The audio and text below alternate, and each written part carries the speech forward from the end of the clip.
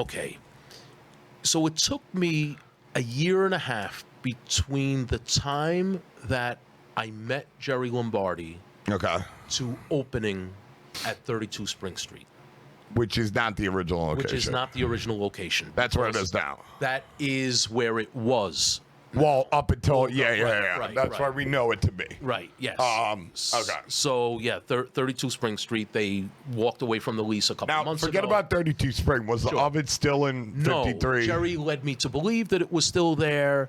It ended up not being there. It ended up since 1964, or somewhere between 64 and 74, whether he demoed it or whatever. It was gone. But he showed me where it was, all the way in the back. Right. And, Okay, got it. A lot of good that did me. And what kind of oven was it? Like one of those 30-foot deep ovens, or it was smaller? It was not. It was substantially smaller, more like Totono's. More like a Totono's oven. Yeah, Got exactly. it. Yeah. So it wasn't one of those bread ovens that you see in the basements or on the first floor places from back in the day. No, it was not, because this was not a converted bakery. Okay. It wasn't a converted bakery. It was not. It was not. It was not a converted 100%. bakery. It was 100% a pizzeria. Okay, so they built the oven specifically to make pizza. They built the oven specifically. It wasn't they built a bread oven and then decided, oh, let's make pizza. Correct. No. And that wasn't Lombardi who built that. We can get into that later. And this is new information that I wasn't aware of. I really thought that it was 1905 when we were building out the place. Right. Because everywhere that I looked in my research before, that's how I found 53 Spring Street. Because I was doing all the research and everything. And again, and it kind of all stems from this 1940s New York Times that's what I peg it article. At. Yeah, that's what I peg it at. And that legitimized it. And, right. And that was it. And there was also no reason to believe that it wasn't true. Okay. And, all right. Let me keep you on track, though, buddy. Yes. All right. So now Gennaro he's closed down. This is 84. When did you meet him? He closed down in 84. I met him in, I want to say, end of 92 or beginning of 93. And we opened in November of 94. Well, forget about opening. What's going on? Like, how long? You said he took a bridge loan from Big John. Right. How long after you meet him, or how much before you met him did that happen? I think it was happening when I met him. So I'm going to say... He was going to get the loan. Yes. So he hadn't had the loan outstanding for years or anything. Okay, so here's... I had done all of my research, and I was obsessed with the Lombardi space because it was empty. And I couldn't understand why 53 Spring Street, why such to me, a historically significant location would just be dormant. It made no sense. At that time, I believe I was just working at Two Boots on Avenue A between 2nd and 3rd, the original original slice shop, actually, directly across the street. I know I'm getting off track. I'm sorry. And I would walk by there like once a week. Right. I don't know why I was walking by there once a week, but I was. And then, so this was either like 92 or early 93. One day I walk by and there's a for rent sign on it. Mm-hmm. Tartar Stats Realty, Nora Stats, who's still around. I haven't talked to her in a long time. Well, actually, I only talked to her once, I guess, or twice, where I called immediately when I got to where there's no cell phones, right? And then where do they say? And she said, I said, look, I'd love to rent it. I have no money. But it's a historically significant location. Is Gennaro Lombardi still around? And she said, yeah, Gerry is the one who has the listing. I said, I don't know. I would love to be able to meet with him. And she said, let me see what I can do. Okay. And like 2 weeks later, it was at the Cups. Because 2 weeks later, the phone rings. I had left that phone number. And Bellucci, it's for you. Go over. This is Gerry Lombardi. And I almost pissed in my pants. Right. I mean, and he said, so what do you want? And I pitched him the idea, and he said, we'll meet tomorrow, 4 o'clock at the South Street Seaport. Okay. And 4 o'clock, we met, we talked. Like at the seaport when it was like a fish market? No, there was, I remember we were at some bar. I love the Paris Cafe down there, but it was not the Paris Cafe. It was more like a tourist spot where we went. Yeah, I can't remember. Not Carmine's. No. Not the place with the bras all on the wall that's still there on the ceiling. No. This is. So it's probably. I think it was on, what is that, Pier 17? Yeah. I'm pretty sure it was on Pier 17. Okay. And Gerry wanted to sit in a secluded spot, and I remember the waiter being just like a little bit pushy. Right. And it really pissed him off. I remember him saying, because we were having beers. Right. And he said, I have one more really cold one all the way in the back of the cooler. And Gerry said, I told you I didn't want anything. Just get the fuck away. Just like that. And how old is he at this time? 30s, 40s, 50s? I want to say 40s. 40s. I want to say 40s. And we had a long conversation. Mm-hmm. He asked me everything, just everything personal, and what my philosophy on food was, and just like everything. I don't know. It was a couple of hours, and then he said, "Okay, I've heard enough." And he said, "Have a nice evening." Okay. And I'm like, "Oh, okay, thank you." And some more time goes by, and he walks into the Three of Cups and says, "We can do business together." Okay. And I think he sat down, had a pie, and we're talking. And after that, I either spoke with him or saw him every day until we opened. At this point, he was a security guard. He had a concealed carry, from the restaurant days, and they were very hard to come by in New York. Well, you gotta prove that you're making. I don't know. It was probably a different number back then, but today you gotta prove that you make $10,000 a week at your business in cash, and you have to be able to prove that, and you have to show the records of the cash records deposits for I think a year, and then they'll give it to you. But that's the only way to get it. Yeah. And if you have anything fucked up in your record. Well, I mean, unless you know somebody, because really it's like the cops are like making the decision. Yep, or the precinct commander. That's what it is. It's a precinct. It's a specific precinct, and I mean, he can approve anybody technically. Like there isn't like a bar if you had a DUI or you had an assault. It's not barred against it, but like you'd have to know him to get over that home. But and that's how it works. Gerry was very well liked and always took care of the cops. Yeah. And well, that cop store was right there. The gun shop. That's right on that little street. There were 2 or 3 gun stores there. I remember I was only one. I was only around for the one in my time. Okay. Like it was I don't know. It sounded like Bon Jovi. Like Little Center Street. John. Or fuck. Yeah. Literally gun store. I don't think it's there anymore recently. I don't think so either. Yeah, but when I was a kid, that thing was there, and we used to always. Yeah. They wouldn't let you in there if you weren't a cop. It was, and it said for cop. They sold cops uniforms, only. everything in there. But there were definitely 2, if not 3. One was like behind that old police building. In that little, it's not technically an alleyway. I think it's an actual street, but it's called Little Center Street. John Jovino. Right. Yeah. John Jovino gun shop. Yep, that was the place. Yeah. Yeah, it's crazy. So 183 grand. 23 grand? Then that's 183 grand. Oh, 183. Okay. Wait. Then that wasn't the one. It might still be there. Huh? Because I'm looking at an article, May 20th, 2020, one of Italy's oldest businesses, John Jovino Gun Shop, has closed after 109 years. Yeah, founded in 1911. Yep. There's one by the police academy in Manhattan. I guess everybody goes sure. to. But so, so Gerry at this point he had went into bankruptcy, and he was living, a regular life. He had his apartment by the South Street Seaport. They're really nice city housing there. Okay. Like really, really nice. Right. And so he had the apartment there with his wife, and he was working a security job. like high end, like a security director, Right, like sure. that. And I saw him every day.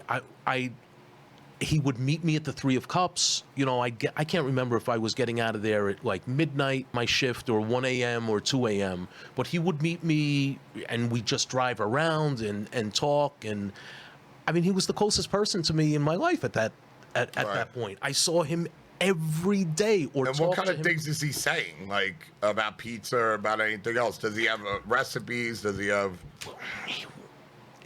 He led me to believe, and look, before I opened Lombardi's, I had made pizza at the Spring Street restaurant, Two Boots, and the Three of Cups. Okay.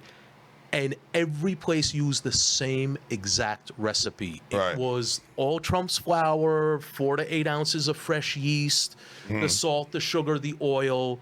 Right? That was it. That's how I came up. Same time. Yeah, the same exact thing, right? So I'm like, oh my God, everybody's using the same fucking recipe. And I wanted access to the Holy Grail. Right. So what did he say though? He would say, I have everything, you'll see it. You'll see. All will be revealed to you eventually, but then what happens? He doesn't reveal anything? There was nothing to reveal. There was no recipe. There was no recipe. There was no recipe, and I was crying. Right. Because I'm expecting this magical power. Never mind that it's not about any recipe. It's about the workflow. Absolutely. But I don't know anything about this. I mean, back then that was a big thing. It was like, there was always a story of like, even on like Seinfeld episodes where they find the soup Nazis secret recipes and all of a sudden he's out of business. In the dresser drawer. It's like there's no truth to it. No, no. We know better now. Of course not. And I was so obsessed with having a proper recipe. I remember contacting General Mills because I figured they made the All Trumps, and I figured they'd have like an exact recipe, and they did. And it was the same recipe that everybody else was using. It was the same 3.5 gallons of water and everything else. I was so obsessed with wanting all the original parts of Lombardi's, their phone number, and this is how I found them to be like one of the oldest places. Again, no internet, so you had to look at newspaper articles, microfiche, and phone books. And so I would look up like pizza and just like go, keep going back until there was no pizza, and then find like the names that were coming up, and then search by the name. And Lombardi's was always all the way back. And I found a couple of other coal oven places that like I turned Scott Wiener onto once, like one on 39th and 9th Avenue that was in a supermarket, and he went right down there and he's like, yeah, I can't believe you remember this after all this time. But yeah, it was downstairs or wherever it is. But getting back to the phone number, Lombardi's had a Canal 6 number, 226. You know what Canal, right? You don't know Plaza? 226. So the way the phone numbers were back then, Murray Hill, Chelsea 2, if you were in Murray Hill, the first 2 digits of your phone number corresponded to MU for Murray Hill. And Canal Street, if you were in the Canal Street area. Oh, you're saying not the area code, like the actual first digits of the phone number. Yes. Yeah. Oh, yeah, I never even realized that. No. Yeah. So the original Lombardi's number was a Canal 6 number. So you had like, and that's an easy way to remember the number too. Canal 6. This is before fucking area codes. Right. It was just seven digits. Oh, no matter where you were, there was no area code? Yeah, okay. Yeah, I don't know when the area codes, to be honest. I'm not a historian on that. Yeah. But I had the original business card from Gerry Lombardi, and it was a Canal 6, so 226, and I can't remember the other numbers. And I spent months trying to track down who had that number and how I could get it. Right. And I tracked it down to a payphone outside of 86 Allen Street. Right. It was a Chinese restaurant, and I'm trying to explain. They didn't speak any English, and I'm like, I need to buy this phone number from you. Because Right. I think it was a private number, a private in 94 or 93. It was a 94. It was a private. It wasn't Bell Telephone. Sure. Right. It wasn't Bell Telephone, and they have no idea what I want to do. And I found how I could do it, and it never happened. But I was obsessed with authenticity and trying to get it back to how it was. So Gerry's idea of a recipe was, we had the old photos, and it was one of his grandfather ready to put a pie in. And he said, there's your recipe. Make the pizza like that. And it's like, that's not really telling me anything, but that's how I designed the pie. Okay. So I would cut the mozzarella, the sauce down first. And that's how they didn't do it like Totonno's. Right. Right. They put the sauce down first and a lot of seasoning. He said a lot of black pepper, and you could see it on there. Okay. And a lot of dried oregano. Really? Yeah, a lot. See, that's interesting. I was talking to Mikey Vittorio, and he was saying, a lot of guys weren't putting oregano on there. Where do you think the oregano came from? And I was like, I don't know, maybe the Sicilians, but who the fuck knows? Yeah. You know what I mean? Not but sure. You're saying a lot of oregano. A lot. Huh? You could see it on those pictures. And those pictures are, I believe, some are online. So we know that famous picture with like him and Totonno, like that's him, or you don't know that's him? Oh, that's him. It's Because him, you 100%. see- Yeah, and you know what? He looks like Gerry. That's. You mean is that Lombardi? 100%. 100% that's him. 100% that's him. 100% that's Anthony Perro, Totonno. Okay. Right, and 0% that picture was taken in 1905. Got it. And I can go in. Do you want me to go into that story No. later? Let's go. Okay. Yeah, let's get into that later. Sure. I want to get through this Lombardi story and how this all starts. So, Okay. So I'm like, literally, the last time that Gerry stonewalled me was like 2 weeks before we were going to open. We still didn't have the mixer. I think we're skipping ahead a little bit, so we Okay. don't even get. Oh. Like, we're not even at the point where, you're not opening at 53 and a half. Right. You have to rent the place out. Right. You have to make some deal. You have to find the place. I had to So find you find a place at 32 Spring Street? Yes. Okay. You're talking to him. This process takes, what, a year, 2 years? It takes a year, almost 2 years. Almost 2 years. Almost 2 years. So you find, eventually, throughout this process, you find 32 Spring. You guys put the money up? Okay, let me morph back how I find 32 Spring. Is that okay? Yeah. Okay, so Gerry has the building, and he's like, I still don't know what's going on at this point. He's like, you're gonna have to find a way for me to get in to that building, because it's been a while. 53 and a half. 53 and a half, Okay. because I don't have my keys. And he didn't have his keys for the commercial space for the restaurant, but he did have keys for the tenant's entrance, and so each floor has 2 apartments. But on the first floor, the first floor, there's a door to the left that's not on any of the building plans, and it was like an office, small apartment. Didn't have a shower, but it had Not a the toilet. ground floor, the first floor. The Yeah. first floor, and that his grandparents and then later parents sometimes would stay there. There was a cot, and he said, "You can stay here if you want." Okay. Right. So I wasn't paying any rent, Okay. and I was working at the Three of Cups, so I would walk to the Three of Cups, and I'd say 2 or 3 times a week, I would go to Parisi Bakery for a sandwich on Mott Street, right around the corner. And one day, I'm walking there, and there's a for rent sign on 32 Spring Street. And I'm like, okay, you know what? This looks like this would be a great block. Close enough. Because Yeah. it's close enough. I have no idea what was in there. I don't know that it said restaurant. I don't think so. I call up the number, and the guy said, It was the previous tenant had a catering company in it. It's a double storefront. The left side is larger than the right side. We want $1,800 for the left side and $1,200 for the right side.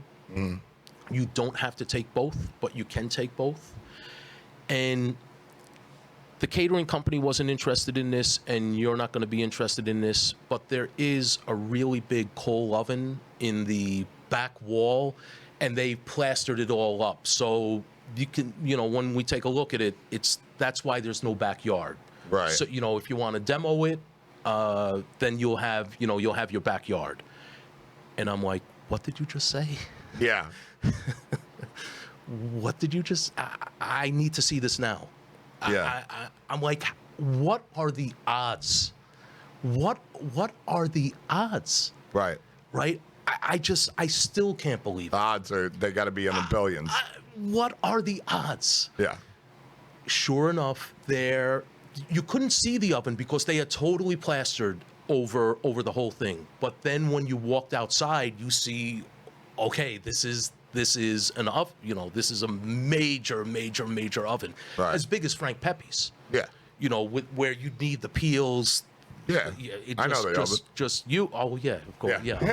I'm thinking. Oh yeah, I'm telling this story because nobody knows. Nobody's been to Lombardi's. Everybody knows that oven. Yeah. Oh yeah, I forgot about that. Yeah. Did you know that we cut the oven in half? Pull up the oven, Brady. Lombardi's. Huh? We cut the oven in half. Oh, I didn't know that. Yeah, because it was so big. You can still. It was so large. Because I saw the space recently and saw that you could see where it's cut. Yeah, where it's cut off. So I call Gerry, and say you're not going to believe this, and he's like, I don't remember what was here. Right. I don't remember what was here. Why there would be an oven. And then he asked somebody, and they said that it was part of Parisi Bakery, that it was one of their stores. And I knew Joe Parisi at the shop on Mott Street, and I said, this belongs. Weren't they like wise guys too? They were in like the heroin trade or something. Didn't they get busted? I remember like a story out of there. Member, I think. Oh, okay. Joe was making sandwiches and bread. He was in the shop cursing people out every day. Yeah, he was a straight guy. Yeah, he was a real character. Is that what is that? That's it. That's one of the original pictures. The black and white picture. Gennaro Lombardi. There's another picture where you can really see the seasoning on the pie, but you see how the sauce is down first. What year you think that's from? That later, probably. I think he outlasted his son. I want to say one of them went in 58 and one went in 59. I want to say that, but I don't. Oh, so he died before. I think the wife. Yeah, everybody died before. Oh, the wife was the last one standing. I got it. I thought you were saying like when you said when the wife died. I was assuming that like he was like, oh, my wife's dead. I'm not doing this anymore. No. Philomena was Philomena was the last one standing. Last one standing. Yep. What is that?